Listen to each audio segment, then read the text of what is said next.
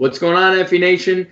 Happy freaking Friday. We made it through the week. Welcome to the Fantasy Alarm NBA DFS live stream. I'm your host, James Grande, joined by the freshly dressed Jon Impemba, fresh off his 55-mile run, I think he said, prior to, he said he would have kept running if we didn't have this live stream, if he hadn't done the playbook today. John, I'm happy to hear you. You have your breath. You're ready to go. How do you feel about today's breakdown? I am very sore, not from the breakdown, but from the gym. But the breakdown itself is getting a little bit interesting. As always, as we go ahead and head towards roster lock, we now find out that Karl-Anthony Towns is playing. Dame Lillard may not be playing. So more news that we have to pay attention to as we head towards lock. But overall, it's an interesting slate. You and I did the podcast last night. Everybody's grossly mispriced on FanDuel again. So look for 400 points to go ahead and win. I think last night you said, 480 or something like that? One. Insane to see that. DraftKings was also a 418-point winner. I told them I put up 327 last night. Wasn't good enough to win in half the contests I played in, which is, again, we don't win every night here. We try to do our best. Very rare to go for 320 over on DraftKings and not comfortably be in the money. So tough spot, but we're going to bounce back. Again, some really great matchups to target, take advantage of, and I'm just kind of ready to get into it. Yeah, 4 totals currently at 229 or above. So there's going to be a lot of points scored tonight. And as you mentioned, cash line on FanDuel is 400. Winners were at 490. That's insane. And it could be turning that way with the value potentially opening up, obviously, with Damian Lillard. But, John, we do have 7 games to break down, so let's hop into the point guard position, where we find 2 elite plays. And I say 2 elite plays. There are 2 elite spend-ups in Luka Doncic and Trae Young. Last night, if you guys listened to the podcast, I was on the Trae Young bandwagon, where it seemed, not that you weren't, but you seemingly were. I liked it better on DraftKings than FanDuel. Right. Are you still thinking in that same mind frame, or are you leaning Luka Doncic's way, considering Porzingis officially ruled out, now potentially no Damian Lillard with an upper respiratory issue? So I'm actually a little bit maybe more off of Luka now with no Damian Lillard. Not that Portland is a team that, can't stay within games without Lillard. They still have McCollum, Whiteside, Melo, still a really solid team there. But we are talking about a team that's going to be losing their top scorer, their best player. We were kind of burned a couple nights ago with a blowout with Luka, where he played 27 minutes against Golden State and only gave us 34 fantasy points. It's cheaper to play Trae. Like I said, I like them on DraftKings. I thought that playing Trae over Luka on DraftKings made a lot of sense. You're saving $2,200. I always felt on FanDuel that you should probably just play both of them because you can. Right. So, I'm not saying I don't like Luka, but, I'm definitely maybe leaning more towards the Trae Young aspect of it if you're really just choosing to play one. That being said, we just saw Russell Westbrook go for a triple-double the other end against Portland, and we know Luka, very easily can duplicate that. Went for 25, 15, and 17 against Sacramento in his last game. So I don't think there's a wrong or right answer totally, but I think you'll find a lot of roster builds, I think, especially on DraftKings, using Trae Young. I find it interesting looking at our ownership projections. We don't want to give away too much, but currently only 11% projection for Trae Young in terms of ownership over on DraftKings. That could be a winning number, John, especially on a 7-game slate, especially considering he's $2,200 cheaper than Luka Doncic. Moving down the point guard list, we have the likes of Kyle Lowry here in the mid tier, John Morant, who has been excellent of late, and Malcolm Brogdon. How are you assessing these 3 guys here in the mid tier?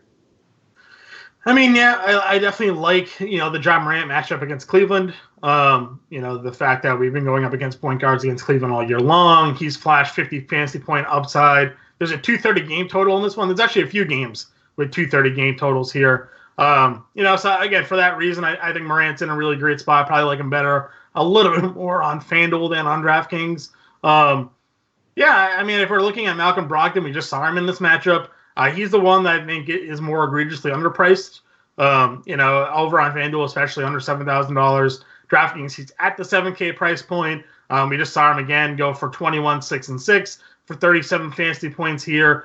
He was somebody that we were routinely playing, mid sevens, almost 8K at times for him when he was healthy. So, Minnesota, go ahead. I think we can target them again. And the fact that Minnesota's getting Karl-Anthony Towns back tonight, the game was competitive the other night, but, maybe it keeps it more competitive again, and Sabonis maybe finds himself with more resistance. Not that Towns is a great defender, but maybe Brogdon's leaned to do a little bit more. Still interested in spending up on Lowry? I think in game stacks, this is Washington, so it's still Ishmael, it's still Isaiah Thomas defense. I don't hate it. Their offensive structure and their starting lineup is interesting. Going with Gasol, Ibaka, Siakam at small forward, and Anunoby is starting at shooting guard tonight. I don't know. I feel like Lowry is the only real ball handler of that group. Right. And I still like the matchup again. Again, we're talking Washington, so yeah, he's fine. I don't think anybody's really going to go there outside of a game stack for reasons of the other players we've mentioned in that mid tier. I agree. I'd probably rather play the other guys, but Lowry, nice contrarian play. Let's talk about some value. We have Kendrick Nunn with the potential to be without Tyler Hero. We saw the results of the last time Kendrick Nunn was sans Tyler Hero on the floor. Down to note, Tyler Hero did go through shoot around this morning. Yep. So obviously we're awaiting official word. That game is at 8. So will we get news early enough? Not sure. If you're playing DraftKings, it's something to monitor. And then we have Dante Exum, which I actually love, considering there is no Brandon Knight, considering we've seen Exum at least once or twice since arriving in Cleveland play extended run and have big outings. Probably both only tournament darts, though, right, John? Yeah, None for sure. Now, I'm not playing None at his cost on DraftKings. Like, over $6,000 is ridiculous. Right. But FanDuel is still under 5. So if Hero's ruled out, back-to-back games with 30 minutes, back-to-back games with 20-plus actual points, perfect. You can go ahead, throw him in a contrarian GBP lineup. No one's going to be on him. On DraftKings, I actually have Exum now in a lot of my lineups with the night news out there. Is that going to come back to bite me? Certainly could. But he's $3,500. Knight's been playing a lot of minutes, mid-20s. He's not there anymore. And Exum's already playing 20 minutes a night. So you got to figure at the very least he's going to get, 5-6 more minutes. And we like to attack Grizzlies at the guard spots. Brant's not a great defender. He's going to be that second unit guard. Whether it's D'Anthony Melton or Tyus Jones coming off the bench, they're not great defensively either. So I think this is a good spot for Exum. Hopefully he hits his shots. He hasn't been hitting them lately, but, the opportunity is going to be there for him. I'm just going to throw out a couple names that are teetering with value, and you could just say yes or no if you're interested, okay? Sure. Colin Sexton. Yep. Darius Garland. If you need the money, I think they're both the same. To me, they're on the same level. Garland is cheaper. So I'm okay with paying Sexton if you find yourself in a need for some salary relief. Is Garland actually and Sexton similar on DraftKings, or they're like $1,000 off, right? Darius Garland is $5,100 and Sexton is $6,000. So if you need a little bit of the savings, I'm perfectly fine with going Garland. He's been very strong scoring the ball lately. I always like Sexton though. I talk about him all the time, so that's good for me. The one thing is that Kevin Love is back. Love is going to take some usage up, so but still, this is a great spot and up tempo, high scoring game.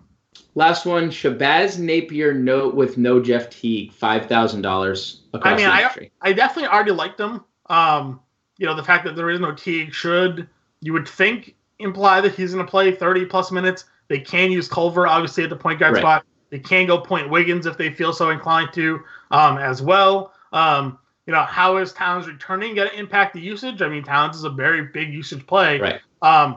The one thing to me, and if we look at our ownership numbers, he is like the second highest projected owned player on the board, Shabazz Napier. So only $5,000. I think we go there for sure.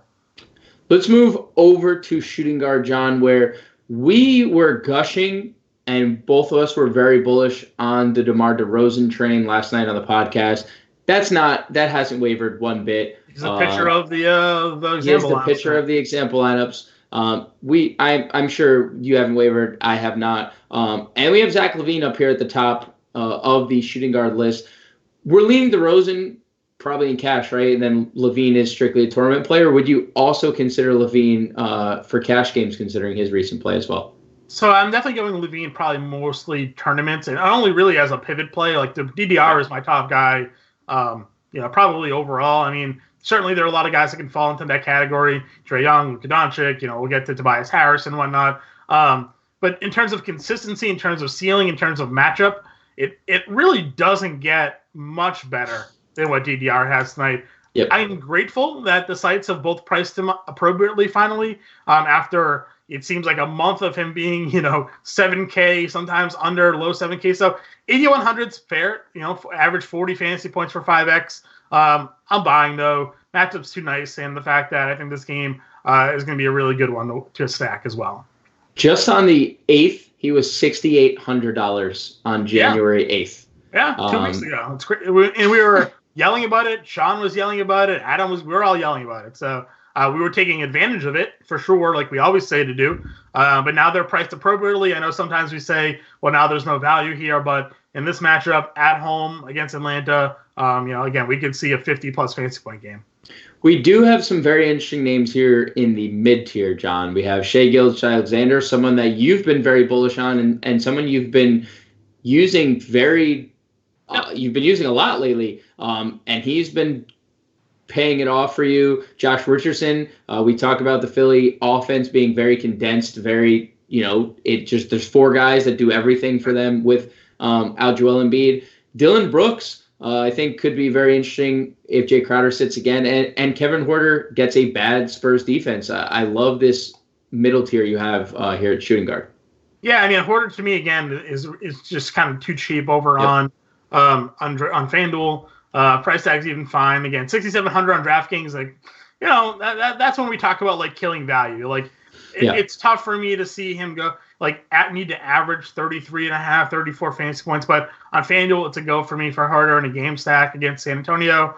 The Shai Gilgeous-Alexander, again, I put in the a little humble brag in the playbook that I had him the other night. I followed up the points. I figured everybody was going to be off him because they didn't want to chase the points, and right. People don't want to be victimized by chasing the points. I had him at 0.8% ownership, and he went for 45 fantasy points against Toronto. I understand that Miami, you look at the DVP numbers and you look at the DraftKings positional rank, and you see that big red number 2. But DeMar DeRozan just tore them apart the other night. Sure, it's not a 1-to-1, comparison, but they're home.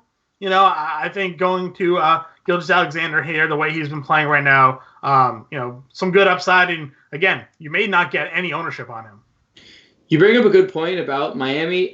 They've allowed the 5th most fantasy points to opposing shooting guards over the last 2 weeks. So a nice sample, 6-game sample that they've just kind of been getting torched by the position. So I love Gilgeous-Alexander here for tournaments especially. Let's move on to small forward where, look, I went on a rant about it on the podcast last night. You started the write-up of Tobias Harris in all caps, LOL, because FanDuel has severely dropped the ball here, considering he's starting at power forward, John, right. And the Bulls are the worst 30th in the league against the power forward position, and he is $6,700 coming off a 34-10 game. Yeah. That's horrible. It's horrible. There's a reason why our ownership projections show him for 66% on FanDuel at $6,700. That's you have to play him. I mean, is it likely that he goes for 30 and 10 again? It's possible. I mean, 3 straight games of double-digit rebounding. It's not out of the realm of possibility here. So, you're right. It's too cheap. FanDuel, I mean, on DraftKings, obviously, you look at the 8,100 or whatever he is, 8,300, and, you can waver a little bit back and forth there. But, I still think in cash games, at least, you'll need him on your DraftKings lineups. FanDuel, you need him across the board. Over, under in cash games today, 70% owned on FanDuel. Oh, 90%. 90%, right? It has to be. Yeah, it has to be 90%. There's no reason to not play Tobias Harris against Chicago at $6,700. Just for the record, you did mention 3 straight double-digit rebounding games. Bulls are 28th in the league in rebounding. It's going to be a 4th straight. It is going to be a demolition. The only thing that I think that they could do is if they started Thad Young, Chicago. Sure, but even a more, I mean, either situation. Thad is older, slower, a good defender, lanky. Yeah, I mean, he's a good defender. Better than Luke Cornett. They love Luke Cornett. I know. They're gonna start Luke Cornett and Markkanen. But there are other options here at small forward. We still have a sub 8K Pascal Siakam, and has he been great? No, but I mean, we've seen tremendous upside from him earlier in the year prior to the injury. So I mean, he went for 37 fantasy points the other night, so it's not like he had a dud. So I think, the fact that he is under 8K, like you said, and another one that has high ownership again on FanDuel projection-wise. Are we seeing the 40, 50, 60 fantasy points that we saw? No, but it's coming. And Washington is certainly a team that you can do it against. So, that's fine. Under 8K, I like them, throw them in your lineups. Again, we're getting into a point now where you're going to have to start making decisions on, you can't, especially in DraftKings, you can't fit all of these guys on your lineup. If you want to pay up for Trae Young and DeMar DeRozan, Siakam, Harris, you can't do it. You kind of have to pick and choose two. And it's going to be interesting to see some of the builds and who, where that ownership is really going to lie tonight.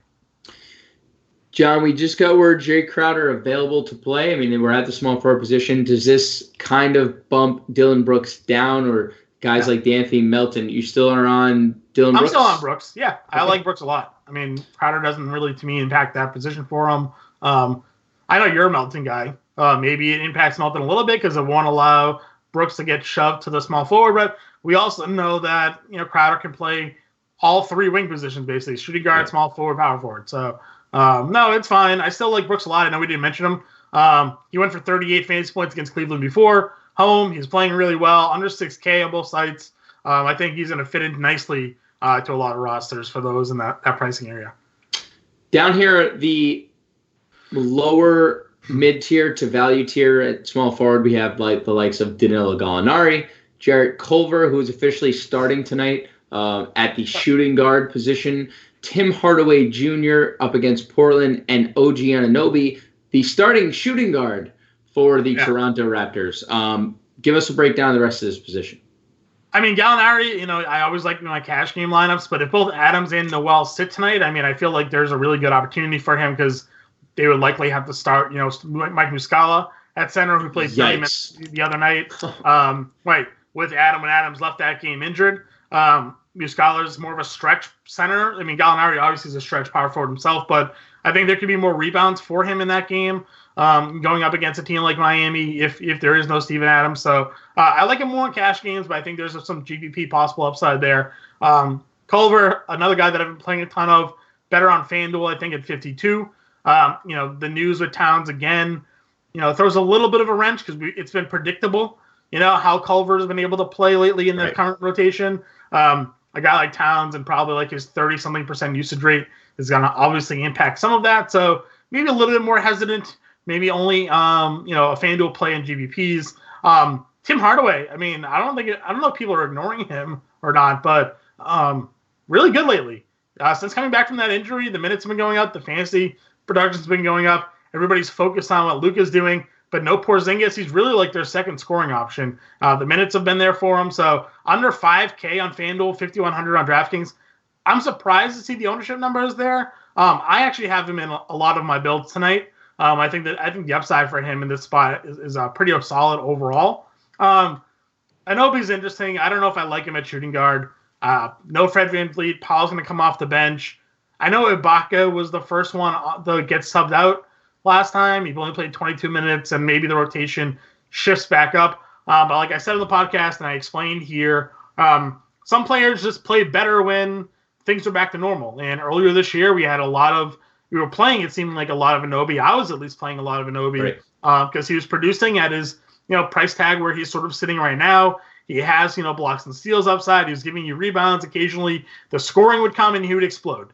Like he did the other night for 41 fantasy points when everybody was healthy. And to me, I don't think that's by accident. Now he gets Washington.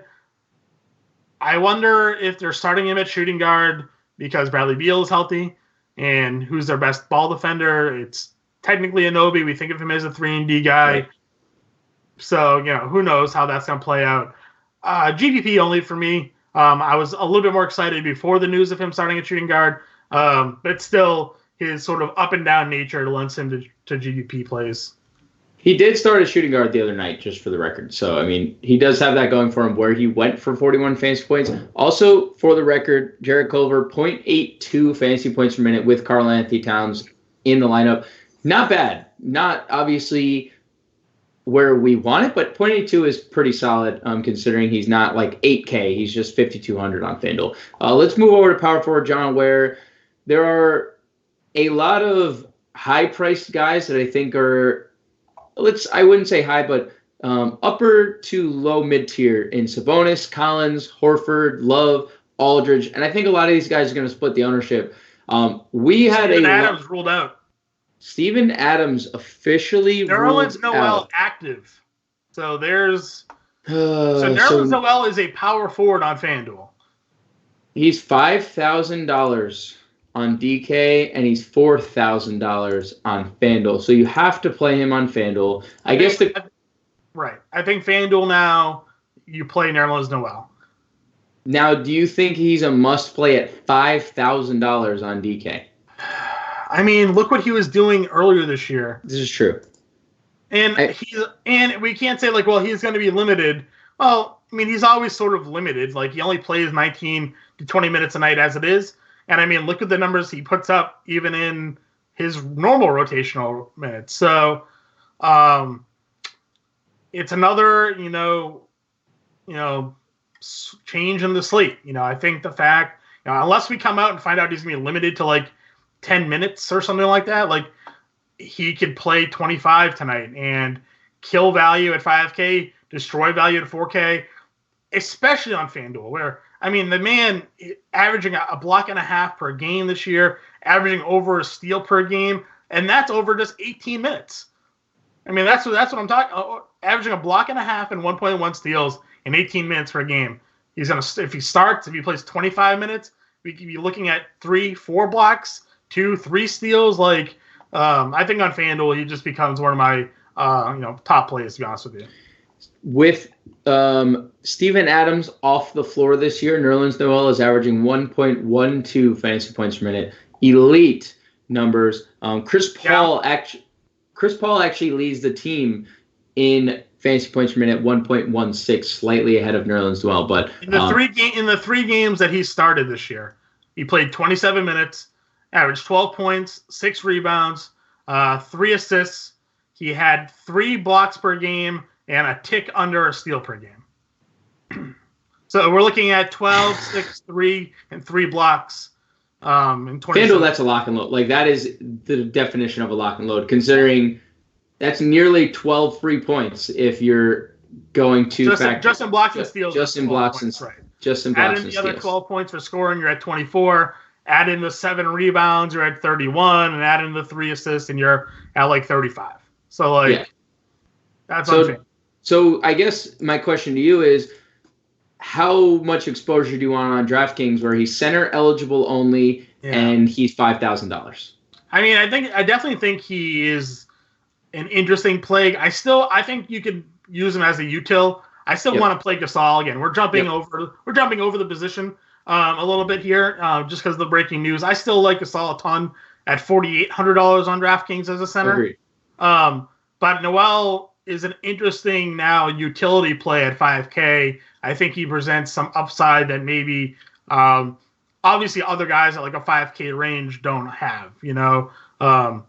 Whether it's a Darius Garland, I guess Napier I would play over him at 5K if I'm just looking at that 5K spot. But a Dorian Finney-Smith over in that area, D'Anthony Melton, Seti Oshman, I'd play Noel over all those guys at that sort of 5K-ish price tag.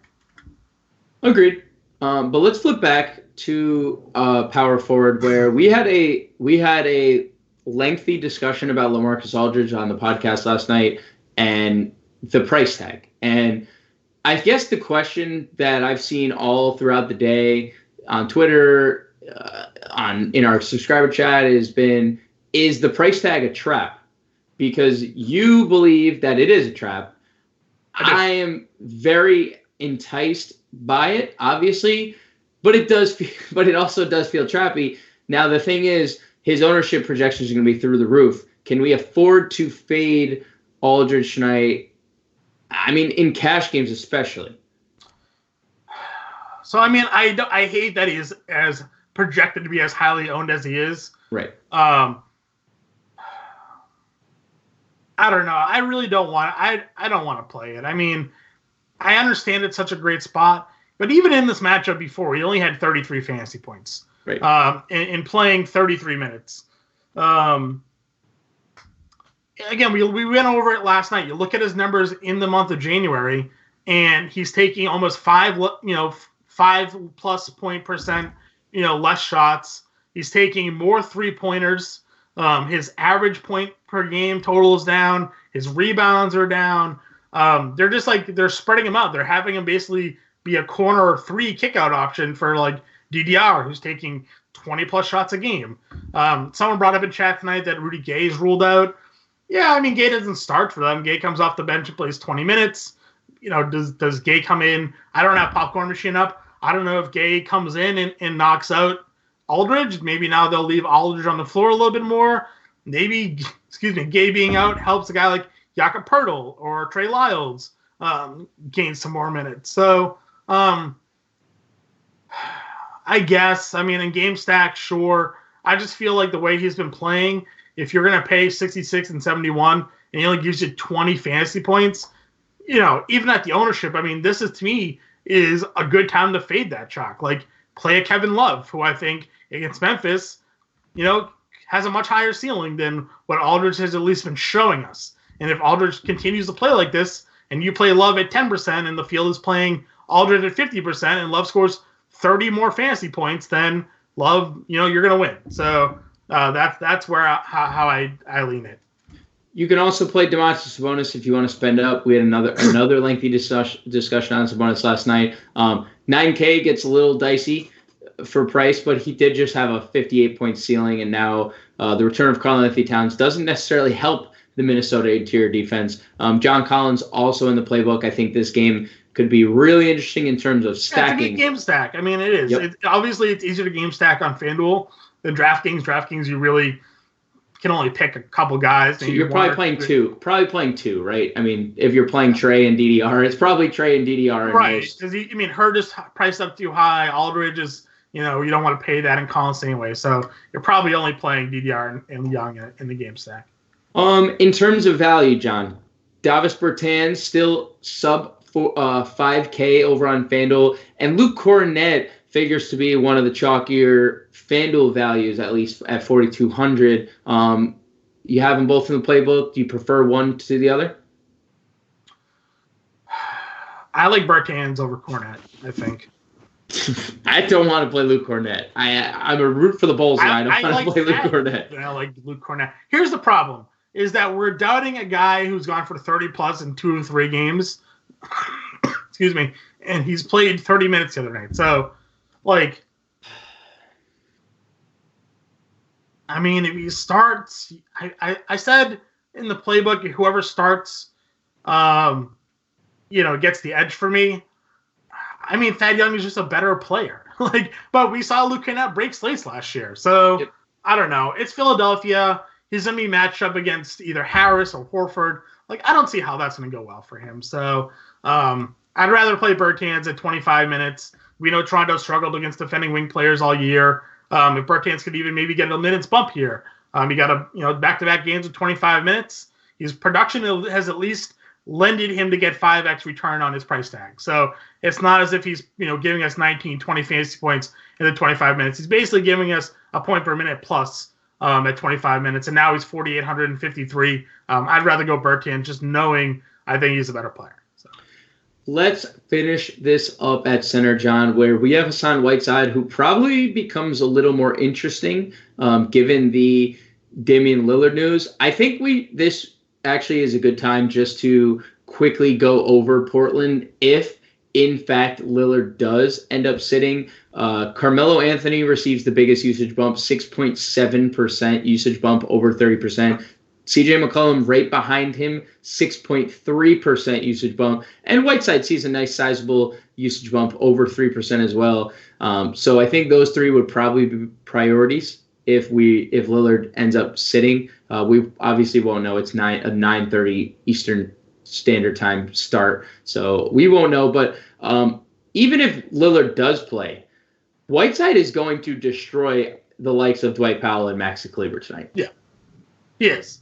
And I, again, am a little bit surprised to see ownership numbers that we have here. Right. Because I don't know if this is a slate where you're paying up at center. I don't know if that is the case. Maybe. I think these have actually been updated. I could be wrong. The ownership could be updated since the Lillard news.